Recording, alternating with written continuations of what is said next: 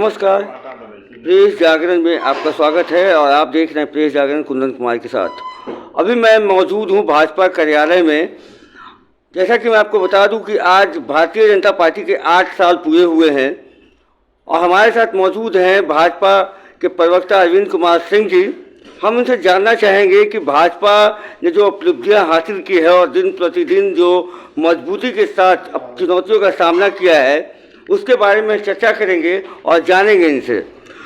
Sir, जो भाजपा के सामने जो चुनौतियां आई, जिस तरीके से जितने उतार चढ़ाव आए उन पर ओवरकम करके भाजपा बहुत मजबूती से 8 साल में एक बड़ी पार्टी के रूप में उभरी है देश में, इसके बारे में क्या कहेंगे?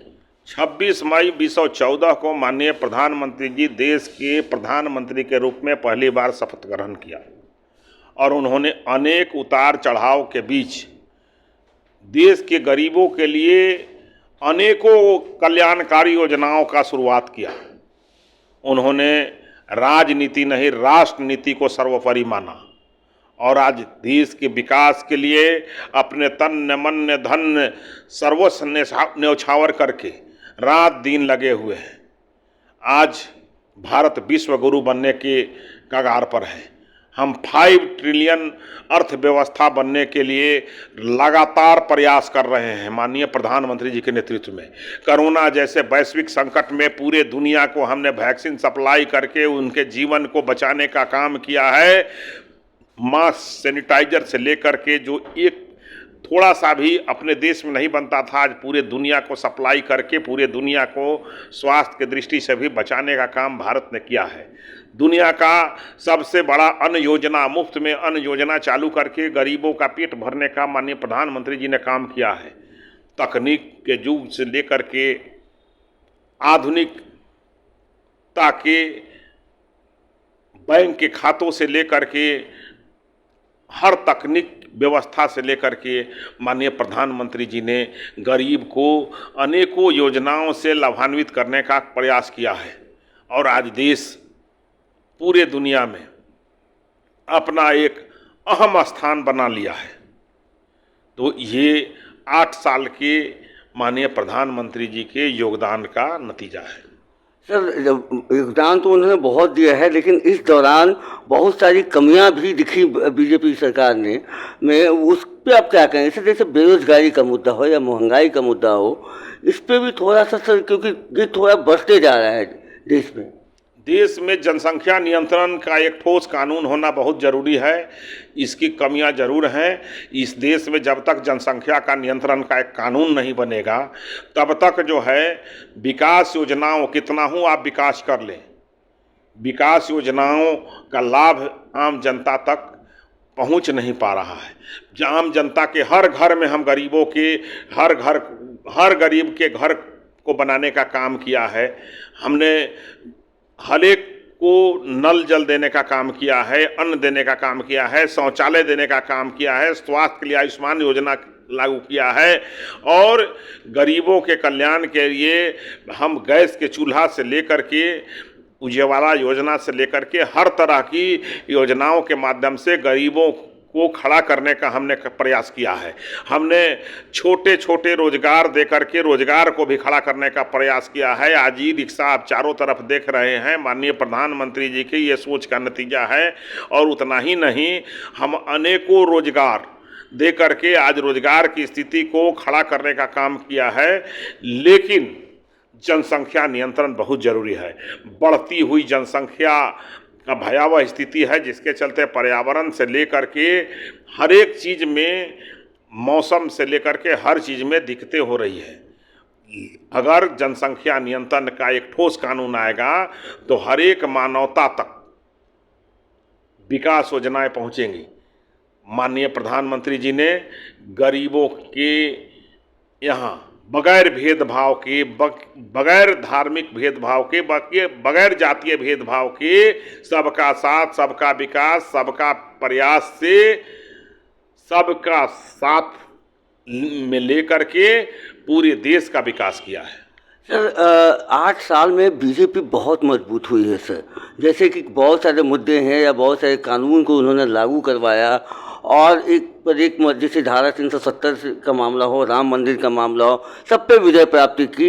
लेकिन सर कहीं ना कहीं एक आध दो जगह जैसे किसान बिल को लेके या फिर जातीय जनगणना को लेके कल आई है कि वो आप लोग सर्वदलीय बैठक में जाएंगे, तो कहीं ना कहीं ये मोरल लॉस तो नहीं है सर बीजेपी का? देखिए, माननीय प्रधानमंत्री जी जनता के हित में कानून बनाते हैं और जनता के हित में कानून लागू करते हैं। जिस कानून से जनता को अगर लाभ नहीं हो रहा है, जनता का विरोध हुआ, उस कानून को उन्होंने जनता के हित में बड़े मन से उन्होंने वापस लेने का भी काम किया है। लेकिन इसके पहले भी जातीय जनगणना हुई थी, उसको लोगों ने क्यों नहीं हिम्मत किया लागू करने का, क्यों उसको छुपा लिया? उस समय तो हमारी सरकारें नहीं थी।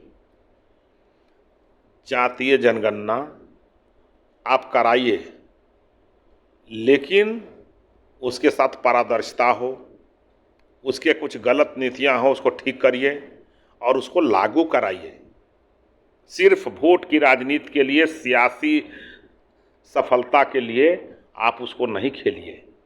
हम समाज को बांटने का नहीं, हम समरस समाज को जोड़ने का काम करते हैं। हम समाज में दो ही जातियां पर विश्वास करते हैं, गरीबी और अमीरी।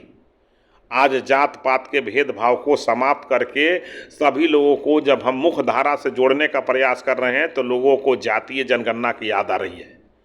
जब हम सारे लोगों को विकास के राह पर ले जा रहे हैं, सारे गरीबी और अमीरी का भेद खत्म करके सबको हम उच्च श्रेणी का विकास में ले जाना चाहते हैं, तो लोगों को जात पात की राजनीति याद आती है।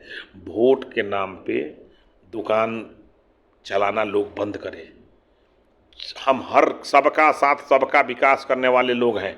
हम समाज के अंतिम पंक्ति में जो व्यक्ति बैठे हैं, उनका जब तक विकास नहीं होता है, तब तक हम लोग चैन से बैठने वाले नहीं हैं।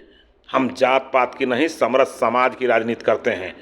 अगर विकास की इतना ही लोगों को शौक है, विकास का इतना ही मुद्दा है, तो जनसंख्या नियंत्रण पर काम करें, तब सबका विकास होगा, पर्यावरण का विकास होगा।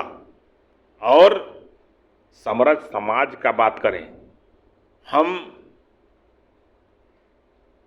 पिछड़ा अगड़ा सभी का विकास चाहते हैं, तब देश का विकास होता है।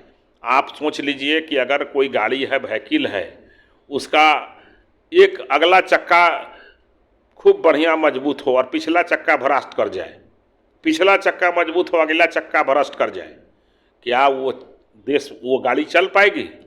इस देश में सभी का विकास होना चाहिए, इस देश में सभी को रोजगार मिलना चाहिए, इस देश में सभी को शिक्षा मिलना चाहिए, इस देश का तभी विकास होगा। इसलिए हम समरस समाज की बात करते हैं। हम गरीबों को रोजगार देना चाहते हैं, हम गरीबों को मुख्यधारा से जोड़ना चाहते हैं। लेकिन कुछ लोगों को सियासी नौटंकी के रूप में करना है। हम जातीय जनगणना का विरोध नहीं करते हैं, लेकिन ईमानदारी से उस पर काम हो। क्या सर कहीं नीतीश कुमार का दबाव की वजह से तो सर नहीं सरकार, भाजपा सरकार झुक गई? भाजपा किसी के दबाव में झुकती नहीं है, दुनिया का सबसे बड़ी पार्टी है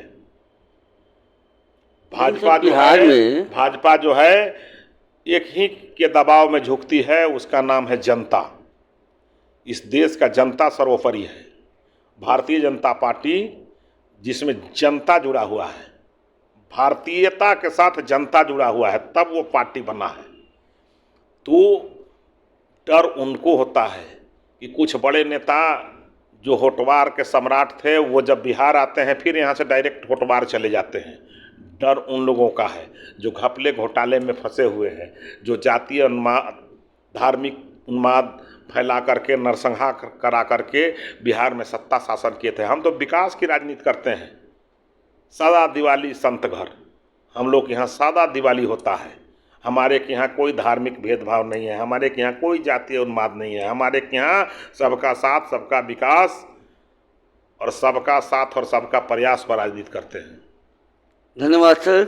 आप देख रहे थे, आप सुन रहे थे अरविंद सिंह जी को, काफ़ी बेबाकी से इन्होंने जवाब दिया है और महंगाई और बेरोजगारी के मुद्दे पर इन्होंने सीधा कहा है कि जनसंख्या नियंत्रण का को होना बहुत ज़रूरी है, तभी सभी के हाथों में रोजगार और महंगाई कम हो पाएगी।